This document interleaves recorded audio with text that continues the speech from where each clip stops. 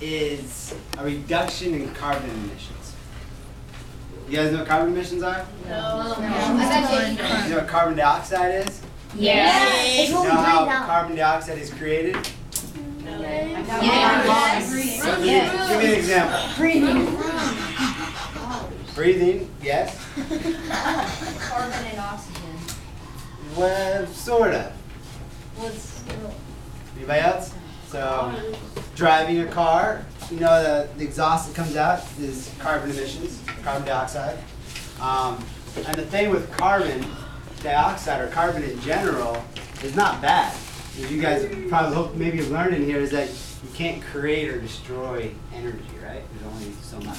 So there's only so much carbon on this planet that's ever been here or will ever be here. The problem is when you're taking carbon from solid, so think about oil or coal from like dinosaurs, you know? You guys know where oil and coal comes from, or sort of? Yeah, more or less. Dinosaur age, plants, all kinds of things. So that's all carbon, right? It's in liquid, it's in solid form, and the problem is that we're starting to create, so we're taking too much of it from the liquid or mass form, and then creating a gas form. And that becomes the carbon dioxide. And so where maybe we used to be like, let's say 80% carbon, like in in the liquid form, and now we're and we were just like 20% in the gas form, and now we're going like this. We're burning all that coal and all that oil, and it's becoming a gas. And now we have too much gas in the atmosphere, which is causing global warming, which is what we address through trying to reduce carbon emissions. So one way that you can reduce carbon emissions, best guess. How can you reduce carbon emissions? Yeah. Trees. There you go. You plant trees, and trees absorb carbon dioxide, take it out of the environment from the gas, and create a solid, carbon in the trees. So it's helping restore that balance. I kind of went off on a tangent that I was going to, but that's kind of the general idea of carbon. You're trying to balance. You're trying to take it out of the atmosphere, or stop it from going into the atmosphere in the first place. So another way would be, the swirly light bulbs. You guys have swirly light bulbs in your house. So those save 75%.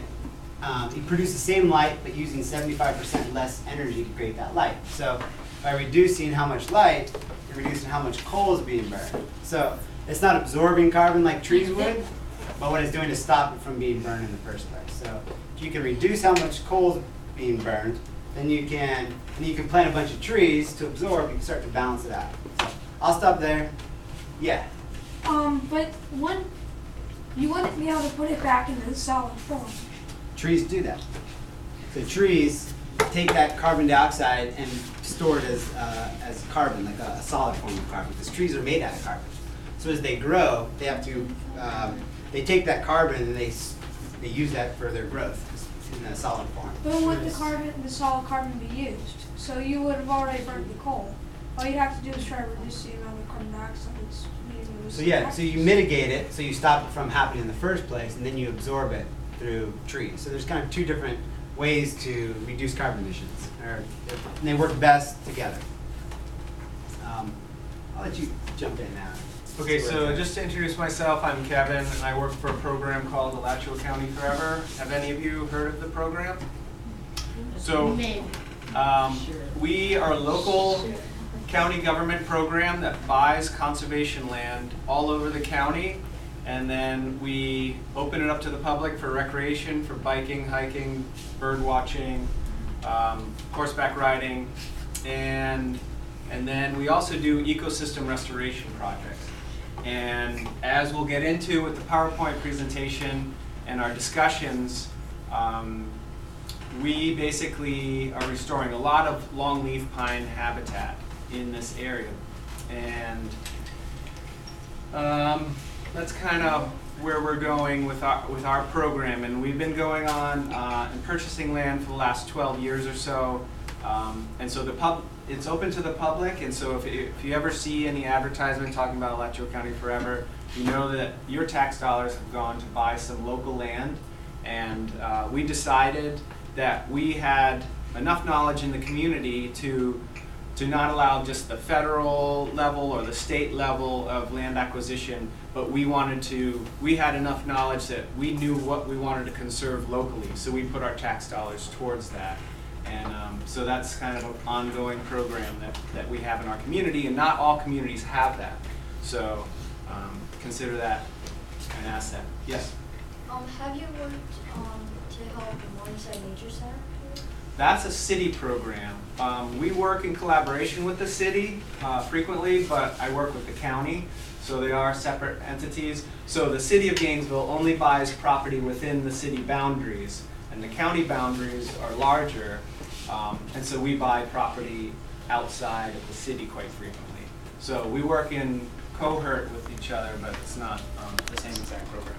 So I guess Chloe has mentioned why we might be here. Dr. Chloe, do you guys know why we're here?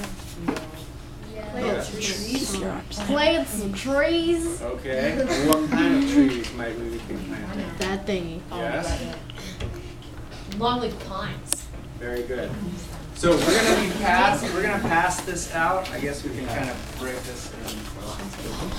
We're gonna pass these needles out, and I want you to scientifically evaluate them. Tell me what you think about them. What do you observe? Yeah, it's an observation you observe. And you, is it like one each, Chloe, or how do you want to? Just one? So I want you to look at them, I want you to smell them, I want you to touch them, think about what you're looking at. Count the number of needles. How do they feel? Do they seem more fat than your normal needles, or long, or heavy, or dense? What do you know? Make your I'm gonna smell it. It smells like forest.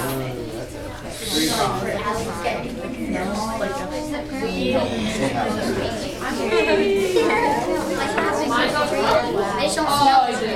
I can feel it.